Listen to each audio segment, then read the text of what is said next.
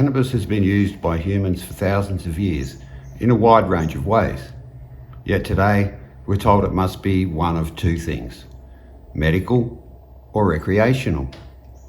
But this binary framework doesn't hold up scientifically. In psychology, we face what's known as the black box problem. We see the behaviour, but we can't directly measure intention. What's going on in someone's mind, what they think, why they think they're using cannabis is always subjective and often unconscious. A person might say they're using cannabis recreationally, but in reality, they're managing anxiety, trauma, or chronic stress. Another may claim medical use, but also find joy and relaxation in the experience. The brain doesn't separate these outcomes into tidy categories, nor does the plant. From a biological standpoint, cannabis interacts with the endocannabinoid system in the same way, regardless of the user's story. If the behaviour is the same and intention is unknowable, then the distinction collapses.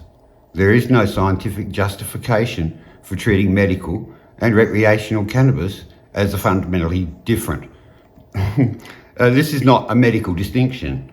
It's a social construct born of politics, not evidence. It was created to satisfy lawmakers and moral gatekeepers, to legalise cannabis for some people while restricting it for others, to appear responsible while still clinging to outdated narratives. I wrote an award-winning prize-winning thesis on prejudice. I've studied this. I know what I'm talking about. There's no scientific basis for this divide. I cannot be debunked with data because I'm standing on the data. In psychology, self-report is a common research method, but it has limits. People cannot report what lies outside of their awareness. And when it comes to intent, much is unconscious. You can ask someone to rate a statement like, "I use cannabis for serious reasons, no fun allowed," on a scale from strongly disagree to strongly agree. You'll get answers, but not necessarily the truth, because intention cannot be measured objectively. The medical versus recreational divide exists not because science discovered it, but because society needed it to make cannabis seem acceptable in narrow terms. It was strategic. It worked, but it was never true. The truth is, all cannabis has therapeutic potential. All cannabis use has therapeutic potential. Whether it's pain relief, laughter, creative flow, or connection with others, the biology doesn't change. The molecules don't ask for your diagnosis. They act. You respond. Period. The false dichotomy has outlived its usefulness. It stigmatizes people who use cannabis for joy, even though joy itself is deeply healing. It tells a narrow story of human well-being and leaves out the wisdom of how people have used this plant for millennia. If someone wants to debate me, the burden of proof is on them. They must show scientific evidence, peer-reviewed empirical data that cannabis functions differently depending on whether it is prescribed by a doctor or passed around at a concert.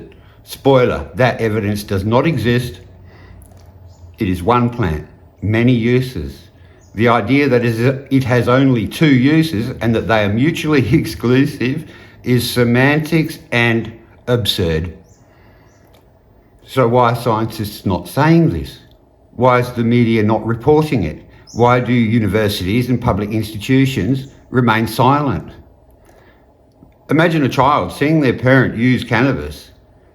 They don't categorise it. They see one behaviour. It's the adult who imposed the labels.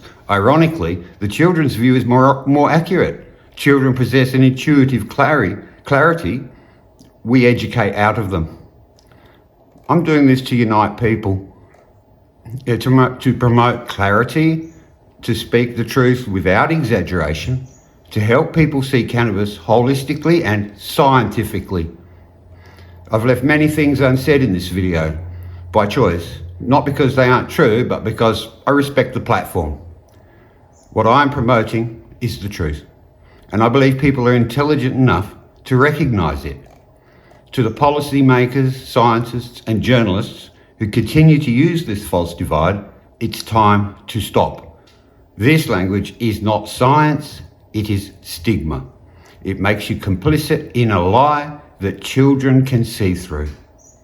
So take care, use care, let your care guide your action.